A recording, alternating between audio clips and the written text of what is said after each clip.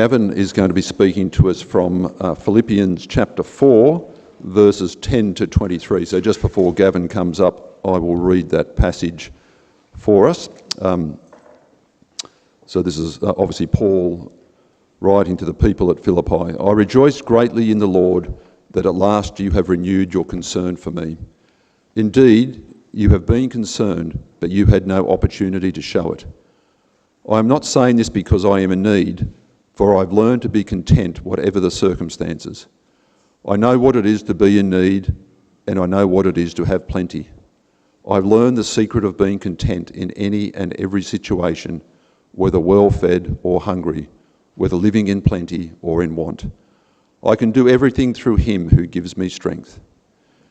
Yet it was good of you to share in my troubles. Moreover, as you Philippians know, in the early days of your acquaintance with the gospel, when I set out from Macedonia, not one church shared with me in the matter of giving and receiving, except you only. For even when I was in Thessalonica, you sent me aid again and again when I was in need. Not that I am looking for a gift, but I am looking for what may be credited to your account. I have received full payment and even more.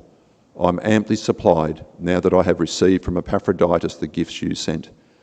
They are a fragrant offering, an acceptable sacrifice, pleasing to God. And my God will meet all your needs according to his glorious riches in Christ Jesus. To our God and Father be glory forever and ever. Amen. Greet all the saints in Christ Jesus. The brothers who are with me send greetings. All the saints send you greetings, especially those who belong to Caesar's household. The grace of the Lord Jesus Christ be with your spirit. Amen.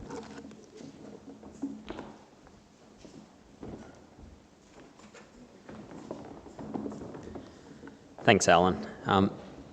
If I've met you, my name's Gavin, and it's such a privilege to be here today sharing God's word with you all. I wonder if what the wildest collaboration or the most unexpected partnership you've ever seen is. What about, I don't know who would have thought that Ben & Jerry's ice cream and Nike could pull something off like this. This partnership together, called Chunky Dunky. Quite a strange partnership of footwear and ice cream. If that's not quite your footwear, I've got you covered. What about KFC Crocs? Apparently they sold out in less than 10 minutes online. A crazy partnership here between these two businesses. But this morning we're going to be looking at what the most unexpected partnership is here from Philippians chapter 4. Expect the unexpected. And I think here today, I get the impression that Scott's Kirk loves partnership. From what I've seen, I go to Newcastle Central Presi Church in the city here, and had quite a few interactions with the church here. I know David Robertson has preached at a few of our evangelistic events for us, which has just been amazing. And I assume many other places as well. We've also had some help with setting up our tech gear. Some of the tech team here have shown us how to use some of the software. Another amazing kind of help for us at my church. But yeah, as Paul says in Philippians chapter 1, verse 3, he is talking to a church that loves partnership. I'll quickly read this just to give us an idea of who Paul is talking to. He says, I thank my God every time I remember you. In all my prayers for all of you, I always pray with joy because of your partnership in the gospel from the first day until now. Being confident of this, that he who began a good work in you will carry it on to completion until the day of Christ Jesus. This letter is to a church that has gone above and beyond in partnership. And yet there is something about partnership that Paul wants to share with them, and likewise with us. So that's what I'm going to share today. And I really want to pray just to start so we might have open minds and hearts to the message. Dear Heavenly Father, we thank you for the joy we have in partnering together, and especially today. Help me to speak clearly, and for all of us to understand your word in the Bible. We pray that we would see the wonderful glory in Jesus Christ. Amen. Our first point is partnership is more than supplying our needs. If you've got a Bible there, it'd be great to follow along in Philippians chapter 4. And we're going to try and follow that quite closely. First of all, we're going to see that Paul is in a state of concern, and we can see that from verse 10. It says, "I rejoiced greatly in the Lord, that at last you renewed your concern for me. Indeed, you were concerned, but you had no opportunity to show it." Paul, he's a wild guy, famously approved the murder of Christians, but the news of Jesus reigning as Lord and King has transformed him completely to live a new life, a life of suffering. Earlier in the letter to the Philippians, he expressed yet another tough situation. We can see in Philippians chapter 1, verse 12, it says, "Now I want you to know, brothers and sisters, that what has happened to me has actually served to advance the gospel. As a result, it has become clear throughout the whole palace guard and to everyone else that I am in chains for Christ." Paul is in chains. He's in a challenging situation. And he also describes his life as sacrificing everything. Philippians chapter 2, verse 17. "But even if I'm being poured out like a drink offering on the sacrifice and service coming from your faith, I am glad and rejoice with all of you."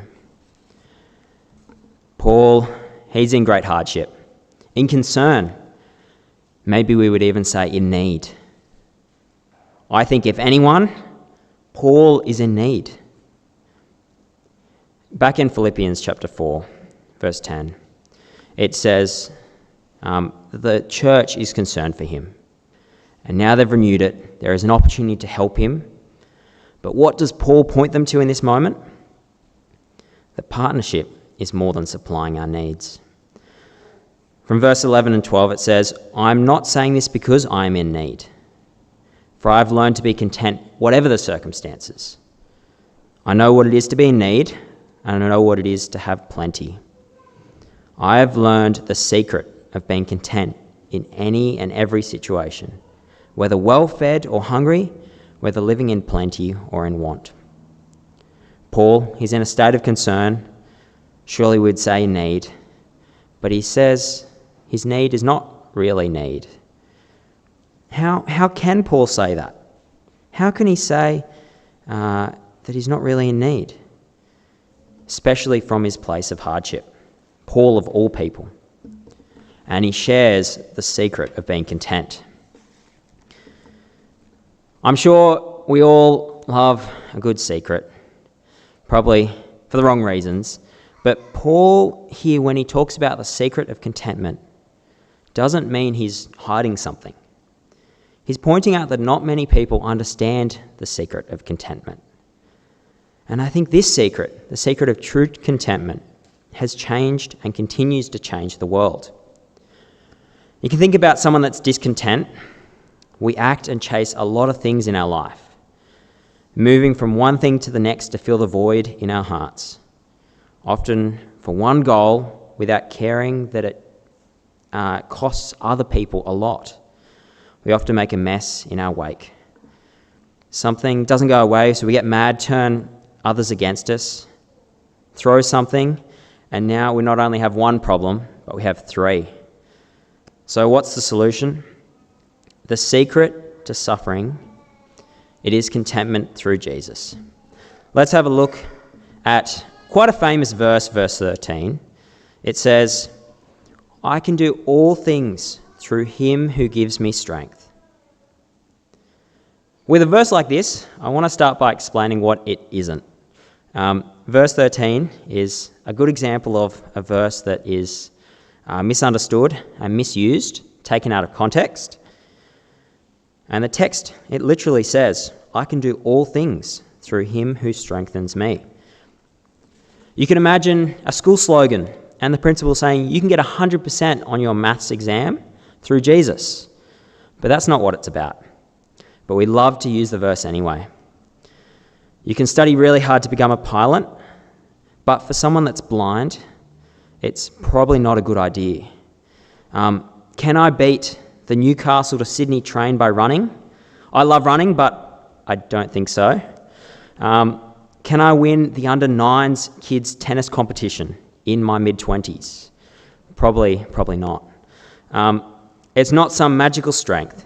It's not impressing God enough or being super spiritual. But do you remember what Paul's life is like? He couldn't do what he wanted. Verse 11 and 12 show us this, that Paul had an up and down life. He isn't able to change his moments of need and plenty, but he can be content in them. He understands that God is in control. God sets those moments. What has he just been talking about? He's, of course, talking about being able to be content in the face of need and concern. That he could hold on. He could keep going. And Paul is an extraordinary example of someone who has done just that. He's been spat at, beaten, stoned to the point of death, suffered great pain, but kept going, sharing the good news of Jesus. How does Jesus provide this, though? Where is this strength to keep going? I think it does come from the good news of Jesus that provides a certain hope of life after death. That not even death is the end, because 2,000 years ago, Jesus showed us by rising from the dead that we too can rise by simply trusting him. It reshapes our big need, life. We trust Jesus and it's met. Our only eternal need is met. Paul, who writes this, he trusts Jesus. He did say earlier in Philippians chapter 1, verse 21, "For to me to live is Christ, and to die is gain." We don't have needs. Our fear of death is dealt with. To go around amassing wealth at the cost of everyone else before our time is up, that's not us. We have all the time in the world, even more than this world and eternity. So we see Paul reminding the Philippians that partnership is more than meeting needs. God meets our true need through Jesus. We can suffer and say, I can do all things through him who strengthens me. Partnership is more than supplying our needs. You might then ask, if it's more than supplying our needs, why bother? We don't need to help someone in this way. They're fine, they can handle it without our help. But partnership, it's this wonderful, unique response to the gospel. And that's our second point. I'm sure you've all had interactions with people who give, expecting to get something in return. To my frustration, I've jumped into the washing up at my family dinner, hoping that it would make asking for a free haircut more likely. Or maybe you've heard a child say, "So now, what are you going to do for me?" And with a big grin on their face. Unlike these transactions, we choose, without a requirement, to respond because of the gospel given to us. From an early age, we've trained ourselves to be pretty transactional. We love the satisfaction of earning everything ourselves. But here, if we look at Paul and the Philippians, knowing that Paul's needs are already met, he says in verse 14, he says, "Yet it was good of you to share in my troubles. Moreover, as you Philippians know, in the early days of your acquaintance with the gospel, when I set out from Macedonia, not one church shared with me in the matter of giving and receiving, except you only. For even when I was in Thessalonica, You sent me aid more than once when I was in need. It's this wonderful partnership. It's no necessary trade that Paul sets up. It's a free response. Paul first brought something to many churches in this verse, and I think this is the most wonderful gift anyone can bring. All these churches, they have in common this acquaintance with the gospel. This gift Paul brings is the good news that Jesus himself brings a gift. As I spoke about before, the news that death is dealt with for you and me who trust Jesus. But just looking at this gift for a moment, in the context of Philippians, I'd love it if you do have your Bibles to flick back one page. It'll be Philippians chapter 2, or maybe it's on the same page. But Philippians chapter 2, verse 6 to 11, it's this amazing hymn. It is the gospel, which is the incredible gift of Jesus Christ himself.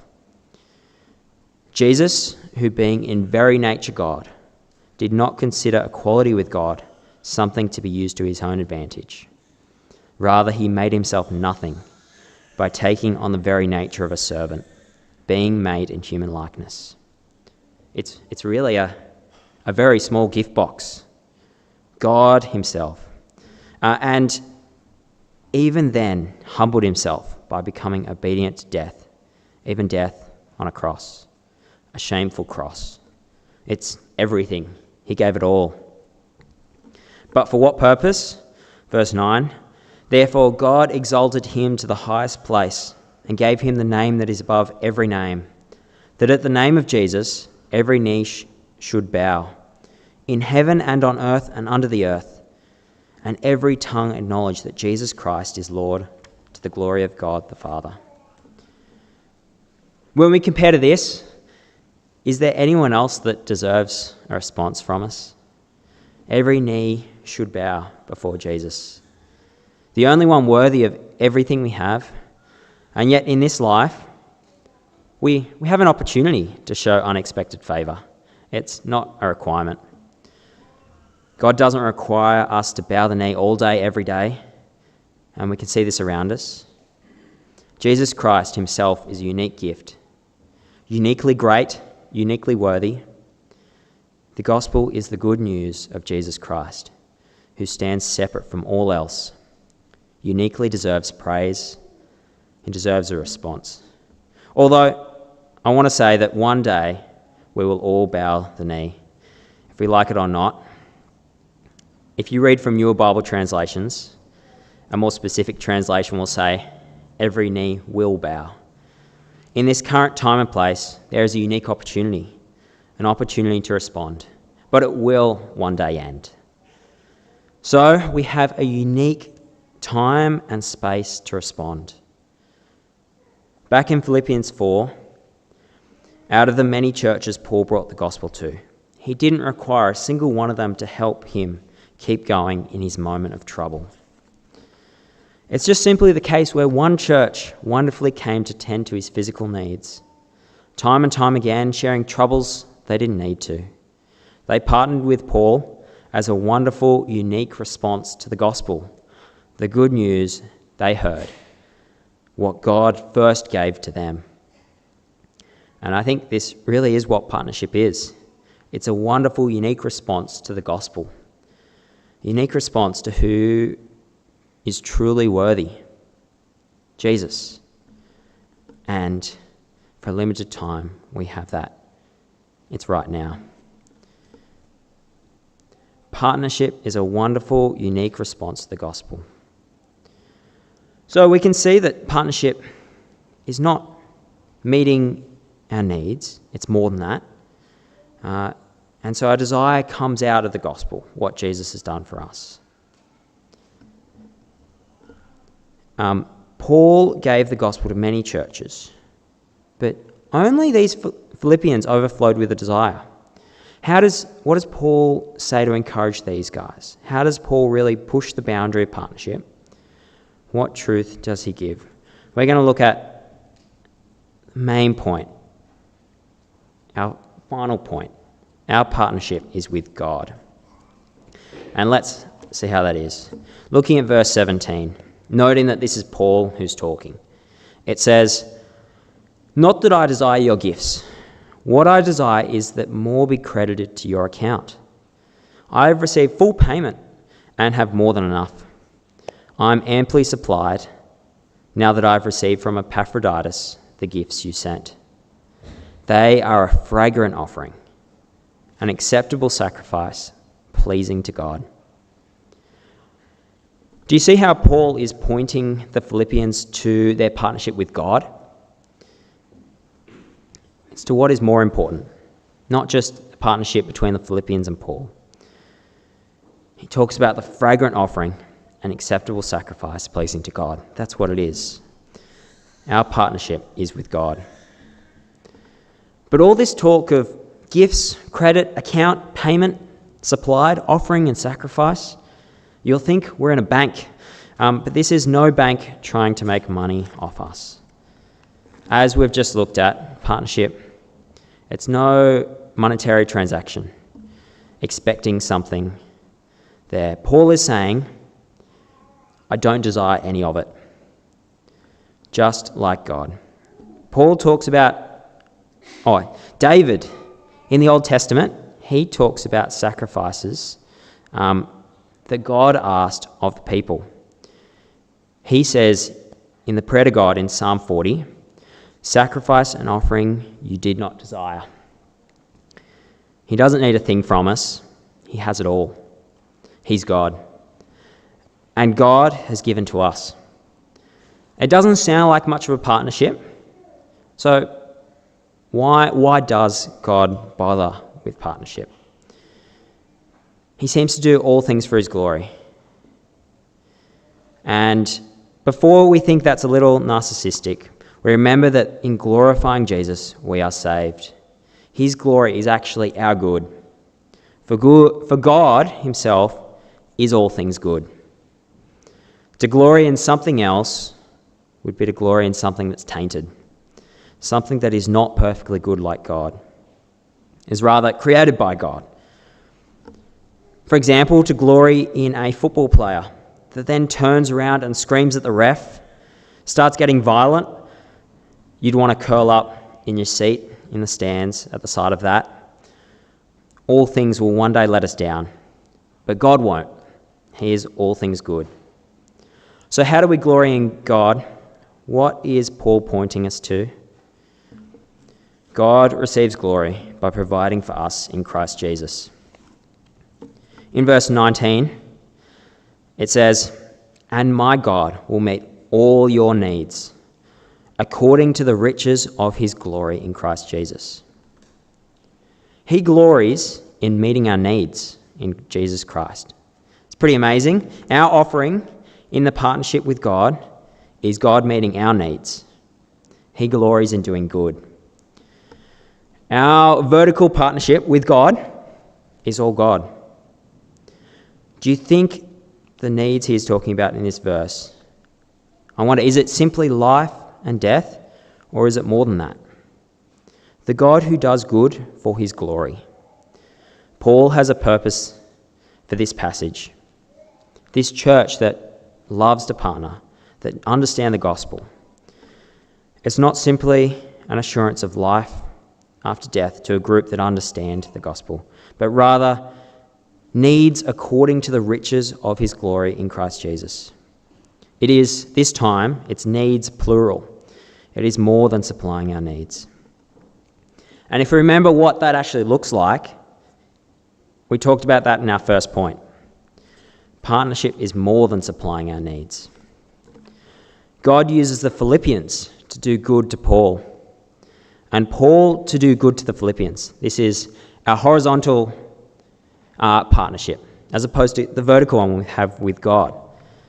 God uses this partnership with each other, and he glories that our unique response from the gospel leads us to partner this way. Just as we have been changed from God, this is to his glory that we partner with each other for his good.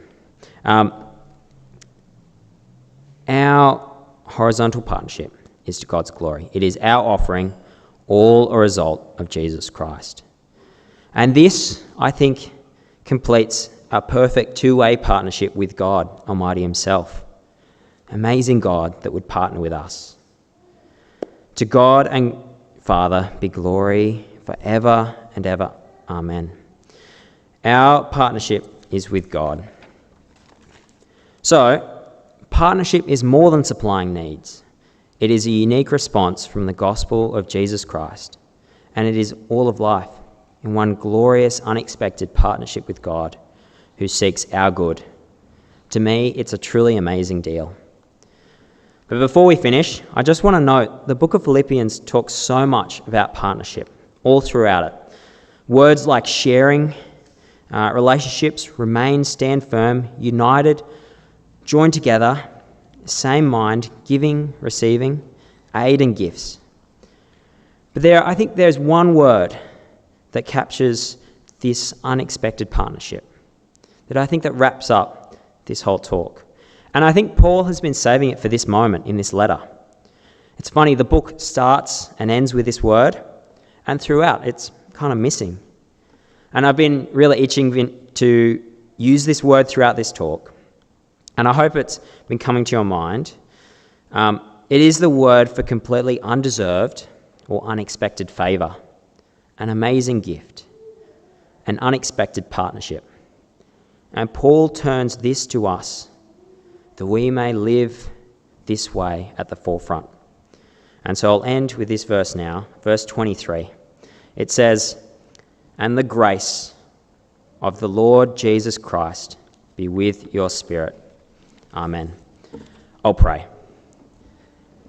Thank you, God, for the gift of Jesus Christ, God for us, that in your glory, in Christ Jesus, you graciously provide all our needs, that we are in partnership with you.